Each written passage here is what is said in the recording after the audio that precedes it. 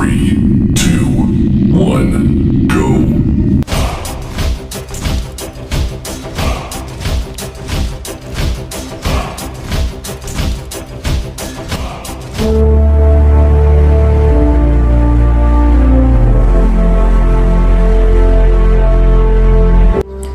The conflict of Agamemnon occurs over a woman named Briseis.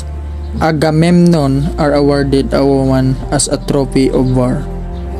But when Agamemnon is forced to release his captive Briseis, he decides that he is entitled to Achilles' captive Briseis. The values about Agamemnon. Agamemnon is king of Mycenae and the leader of the Achaeans. He's powerful and proud to feel he's entitled to take whatever he wants. And he incurred the great hero Achilles' rage with dire consequences, even after he realized the cause of his action. He only offered reparation, not apologies. He's been promises victory at Troy, but repeatedly he's been talked out of flame.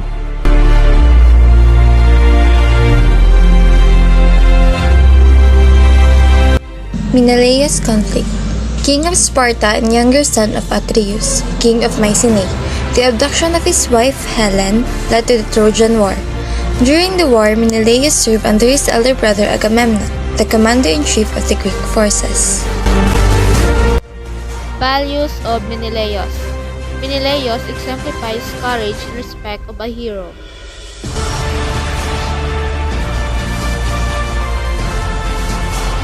Conflict of Helen. Helen is the indirect cause of the Trojan War.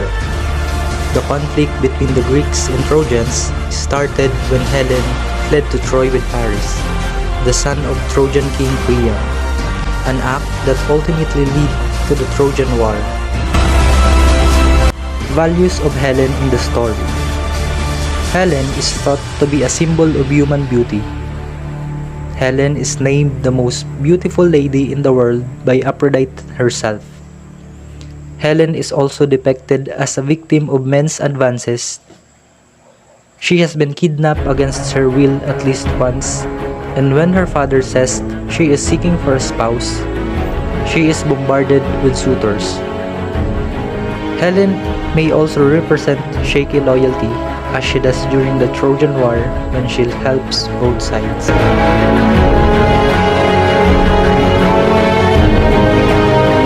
Achilles' rage was the internal and external conflict. He dealt with the intense emotions of Protocus, dying and taking it out on the Trojans and Hector. The values of Achilles. Achilles is one of the great heroes of Greek mythology. According to legend, Achilles was extraordinarily strong, courageous, and loyal. But he had one vulnerability, his Achilles' heel. Homer's epic poem, the Iliad, tells the story of his adventures during the last year of the Trojan War. He has also a characteristic of being polite, sincere, nobility, and he respects gods. He is willing to sacrifice everything else so that his name will be remembered. The conflict about King Tyndareus. King Tyndareus was the wife of Leda, father of Castor and Clytemnestra, and also stepfather of Pollux and Helen. Tyndareus was one of the most powerful kings of his day, and managed to unseat Thyestes from the throne of Mycenae when he sent his Spartan army there. Thus Tyndareus was the man who put Agamemnon on the throne of Mycenae and made him his son-in-law, for Agamemnon married Clytemnestra.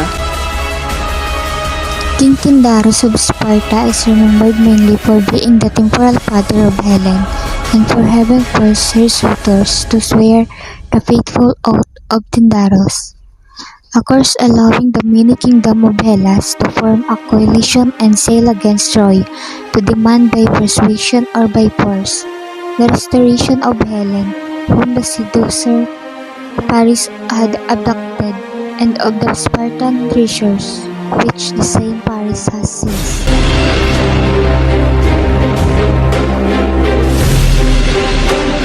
Castor conflict.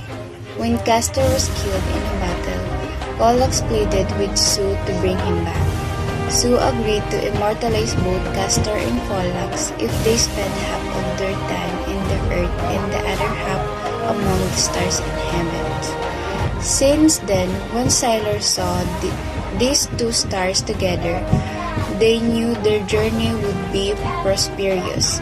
However, seeing only one star foretold bad luck. Castor values. Castor was hailed to be a skilled horse tamer, while Pollux possessed great boxing skills. Both were taught to protect warriors in battle and sailor at sea, especially those in life-threatening situations, and they would often appear in person at such time.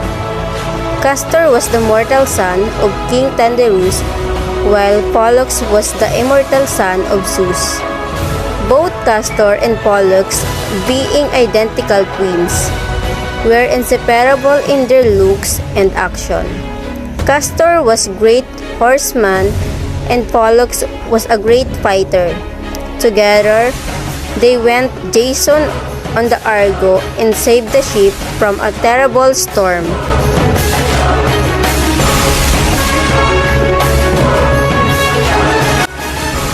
Conflict. Calchas appear in the opening scenes of the Iliad, which is believed to have been based on a war conducted by the Achaeans against the powerful city of Troy. Values. The values of Calchas is that he played an important role in the quarrel between Achilles and Agamemnon that begins Homer's Iliad.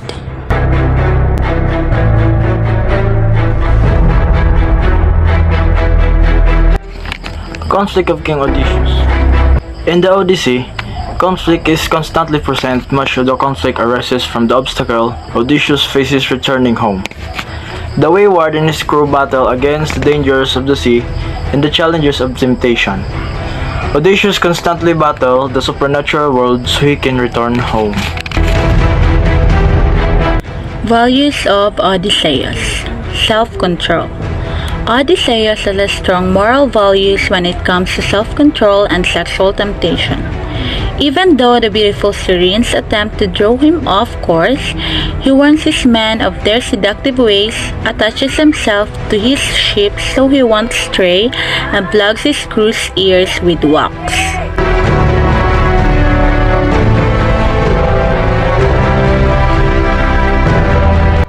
Conflict of Iphigenia. In the story, Agamemnon offends the goddesses Artemis on his way to the Trojan War by accidentally killing one of Artemis' scared stage.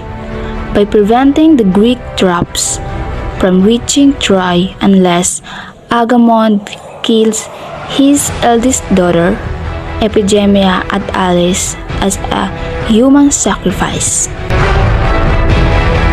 Iphigenia values.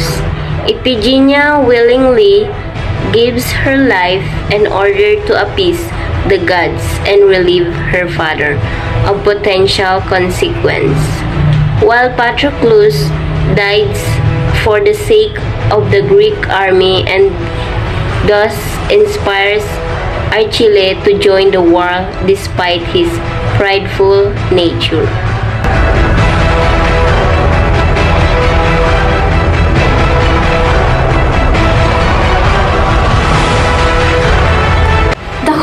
Of Clytemnestra. She was the wife of Agamemnon who defeated the Trojans during the Trojan War. On his return from war, Clytemnestra murdered her husband as revenge. Value of Clytemnestra. Clytemnestra is known for her role in Greek mythology. She is often seen as the epitome of a vengeful, scheming flatterer.